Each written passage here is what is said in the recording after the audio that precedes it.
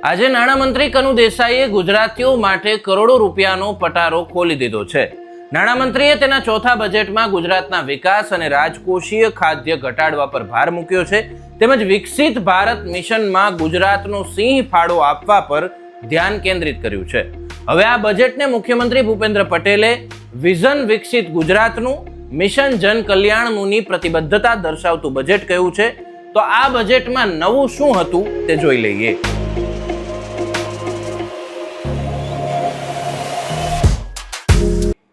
નમસ્કાર, આપ જોઈ રહ્યા છો અવર રાજકોટ અને હું છું આપની સાથે ORJ દક્ષિણી. આજે વિધાનસભા ગૃહમાં નાણામંત્રી કનુભાઈ દેસાઈએ ચોથી વખત બજેટ રજૂ કર્યું છે. ગુજરાતનું 3,70,250 કરોડનું આ ઐતિહાસિક બજેટ રજૂ કરવામાં આવ્યું છે.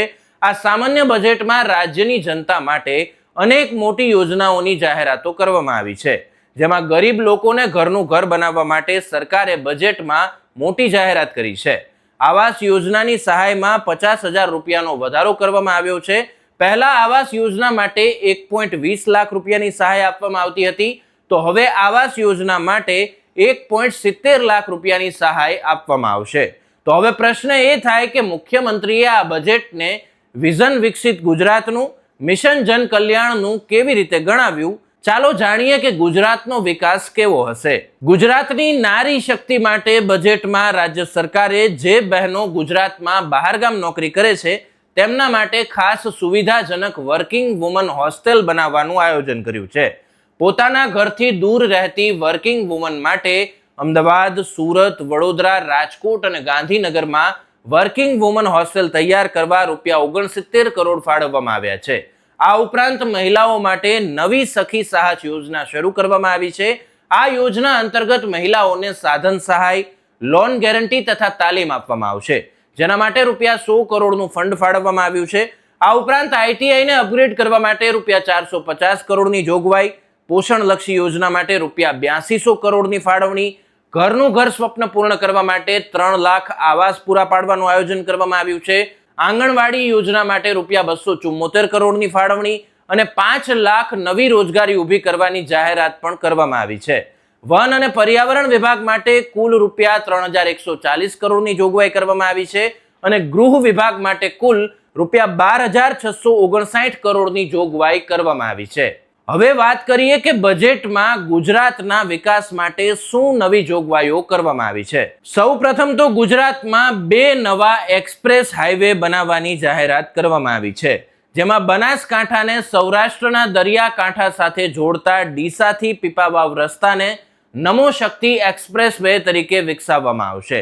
આ ઉપરાંત રાજ્યમાં ભારે ટ્રાફિક ધરાવતા રસ્તાઓ માટે હાઈ સ્પીડ કોરિડોર તેમજ એક્સપ્રેસ વે વિકસાવવા માટે આ બજેટમાં કુલ ₹1,020 કરોડની જોગવાઈ કરવામાં આવી છે.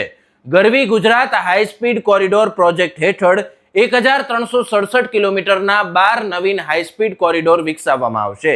આ ઉપરાંત અમદાવાદથી રાજકોટ અને તેનું એક્સટેન્શન દ્વારકા, સોમનાથ તથા પોરબંદર જેવા ધાર્મિક પ્રવાસન સ્થળો અને બંદરોને જોડતા સોમનાથ દ્વારકા એક્સપ્રેસ વે તરીકે વિકસાવવામાં આવશે. તેમજ મહત્વના પ્રવાસન સ્થળોને હવાઈ માર્ગે જોડવાનું પણ આયોજન છે. ભારત સરકારના સહકારથી સુરત, વડોદરા, ભાવનગર અને પોરબંદર એરપોર્ટના વિસ્તરણ તથા દાહોદ ખાતે ગ્રીનફિલ્ડ એરપોર્ટ બનાવવાનું પણ આયોજન છે. આ ઉપરાંત નીતિ આયોગે દેશમાં 4 વિસ્તારોને ગ્રોથ હબ તરીકે વિકસાવવા માટે પસંદ કર્યા છે, જેમાં સુરત ઇકોનોમિક રિજિયનનો પણ સમાવેશ થાય છે. આ વિસ્તારને વૈશ્વિક તર્જ પર વિકસાવવા માટે 56 પરિયોજનાઓ બનાવવામાં આવી છે, જેનાથી SER હેઠળના સુરત, ભરૂચ, વલસાડ, નવસારી, તાપી અને ડાંગ એમ 6 જિલ્લાઓનો ઉદ્યોગ, પ્રવાસન અને રોડ નેટવર્ક તથા માળખાકીય સુવિધાઓ માટે વૃદ્ધિ કરવામાં આવશે.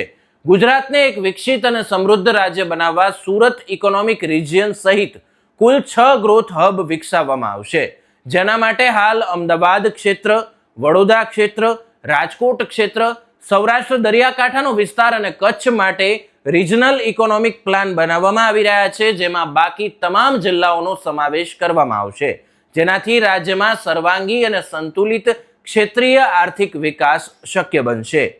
તો આ બજેટને તમે કઈ રીતે જુઓ છો તે કોમેન્ટમાં જરૂરથી જણાવશો. નમસ્કાર.